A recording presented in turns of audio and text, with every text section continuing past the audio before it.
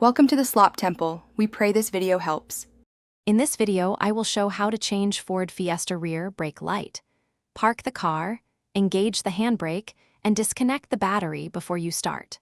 Locate the rear light assembly from inside the trunk by removing the trim panel covering the fasteners. Use a screwdriver to remove the screws, then gently pull the assembly away to access the bulb holder and wiring harness. With the battery disconnected, open the trunk and remove the interior trim covering the light assembly fasteners. Keep nuts and clips organized so you can reinstall them easily.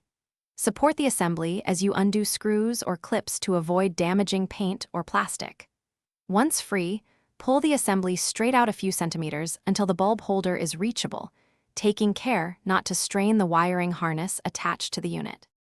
If you are finding this video helpful, please subscribe and like so I can keep making simple car guides.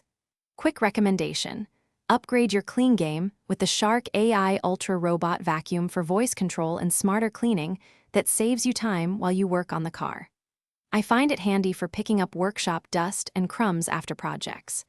Check the description for the link and other deals. Now let's get back to the video. Remove the bulb holder by turning it counterclockwise or releasing its clip, then pull the old bulb straight out and replace it with the correct type. Avoid touching the new bulb glass with bare fingers to prolong its life. Reinsert the holder into the assembly and twist or clip it back to lock.